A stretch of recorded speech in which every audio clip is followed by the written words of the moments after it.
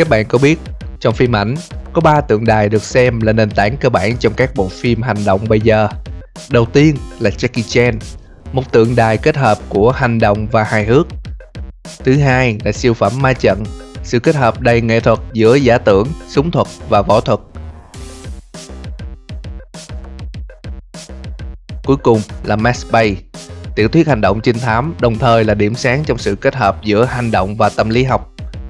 Chào mừng bạn đã quay trở lại với Phân tích Game, và ở video này chúng ta sẽ cùng đến với một tựa game được xem là sự kết hợp hoàn hảo của cả 3 tượng đài trên. Đó chính là tựa game My Friend Pedro.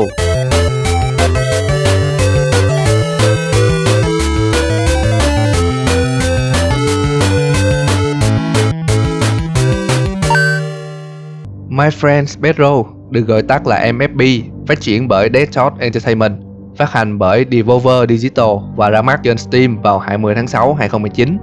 Với phong cách 2D, nhưng MFP đã khẳng định game không đơn thuần chỉ bắn giết mà còn là một ngôi đền của nghệ thuật, khi mà người chơi có thể hạ gục mục tiêu bằng vô số cách thức khác nhau và thể hiện mình là một bậc thầy của hành động. Bản MFP ra mắt năm 2019 cũng được xem là remake của phiên bản cùng tên và được phát hành bởi Adult Swim Game trong năm 2014. Nhân vật mà chúng ta điều khiển trong game là một sát thủ vô danh. Anh tỉnh dậy trong một nhà kho với một ký ức hoàn toàn trống rỗng. Ngay lúc đó, anh gặp Pedro, một trái chuối biết nói. Pedro tự nhận là bạn của anh và chỉ dẫn anh cách thoát khỏi nhà kho. Sau đó, anh biết được rằng mình đã bị một tổ chức tội phạm bắt giữ. Và với sự hướng dẫn của Pedro, anh truy lùng và quét sạch toàn bộ chúng.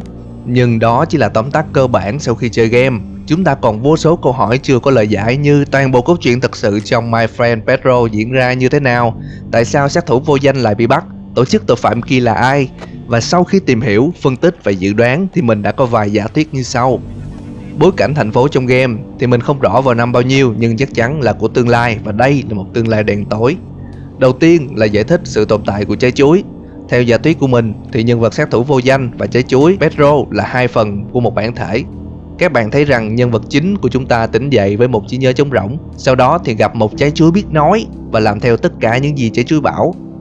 Và giả thuyết của mình để giải thích cho việc này là nhân vật sát thủ vô danh đã tưởng tượng ra trái chuối. Tất cả những thông tin mà trái chuối có được ngay từ đầu đều là của anh.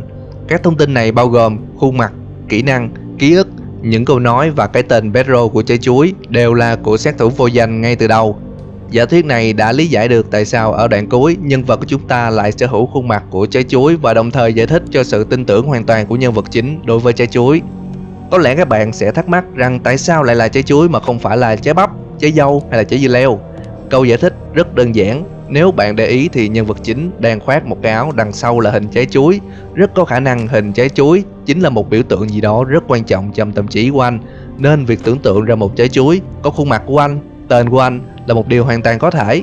Đồng thời từ đầu đến cuối, nhân vật sát thủ của chúng ta không nói một lời nào mà chỉ hoàn toàn nhận lệnh từ trái chuối. Đó là tất cả những giả thuyết của mình để chứng minh rằng nhân vật mà chúng ta điều khiển chính là phần thân xác, còn trái chuối Pedro chính là phần tâm hồn. Nên từ bây giờ mình sẽ gọi sát thủ vô danh là Pedro. Điều đặc biệt là Pedro không chỉ đơn giản là một sát thủ điêu luyện, mà về mặt cảm xúc anh còn sở hữu hai nhân cách đối lập. Nhân cách đầu tiên có tính cách trầm, ít nói, sử dụng khả năng sát thủ như công cụ tự vệ và hỗ trợ trong việc thực hiện các nhiệm vụ của tổ chức. Đồng thời nhân cách này cũng mang nặng cảm xúc và suy nghĩ nội tâm. Cũng do chính nhân cách này đã dẫn đến việc Pedro từ bỏ con đường sát thủ và muốn lật đổ tổ chức. Nhưng gia đình Pedro cầm đầu tổ chức này, và nhân cách này lại quá nhiều cảm xúc để có thể làm điều đó. Mình sẽ gọi nhân cách này là nhân cách tốt. Nhân cách thứ hai của Pedro thì lại khác.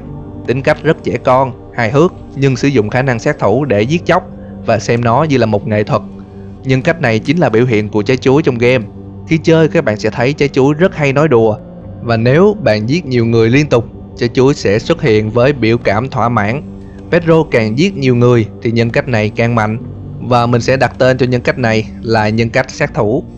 Nếu bạn đã xem bộ phim Split, bạn sẽ hiểu việc sở hữu nhiều nhân cách đối lập trong một bản thể sẽ dẫn đến việc các nhân cách đối đầu lẫn nhau, suy yếu và loại bỏ nhau, đến khi chỉ còn một nhân cách cuối cùng sẽ là nhân cách giành được bản thể.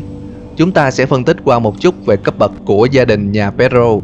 Mitch the Butcher là bố của cả ba anh em, bao gồm chị cả Ophelia, Pedro và người em út Danny. Trong đó, Mitch là ông trùm buôn vũ khí, sử dụng nhà hàng để làm bình phong cho các hoạt động mafia trong thành phố. Ta sẽ tạm gọi khu của ông bố là khu vực 1. Còn em út Danny thì cầm đầu các sát thủ và thợ săn tiền thưởng, đồng thời quản lý khu vực ngoài thành phố. Ta sẽ gọi khu của Danny là khu vực 2. Mình có một giả thuyết rằng quyền quản lý khu vực 2 trước đây từng là của Pedro, vì theo lý thuyết để quản lý một đám sát thủ thì cần một siêu sát thủ, và Pedro có vẻ phù hợp hơn là Danny. Cuối cùng là Ophelia, người chị cả, nay đang là chủ của The Internet, đồng thời cũng là người đứng đầu trong mạng lưới tội phạm này. Giả thuyết về cốt truyện sẽ như sau. Trước khi sự kiện trong game xảy ra, Pedro là một người đa nhân cách và từng là thủ lĩnh quản lý khu vực 2. Sau khi thực hiện và hoàn thành rất nhiều những nhiệm vụ sát thủ, một phần nhân cách của Pedro bị ảnh hưởng xấu và thỏa mãn trong việc giết chóc. Phần nhân cách tốt còn lại thì nhận ra những gì tổ chức làm là sai trái và độc ác. Pedro tự bỏ con đường sát thủ, nhưng tổ chức đã ngăn cản và nhốt anh trong kho đông lạnh tại nhà hàng của Mitch.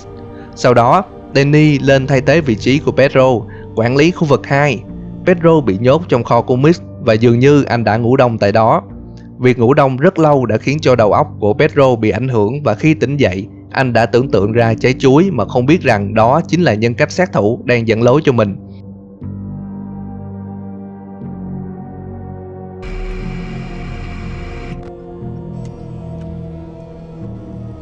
Sau khi giết Mitch, Danny và Ophelia, Pedro nhận ra mình đã tự tay tiêu diệt những người thân trong gia đình.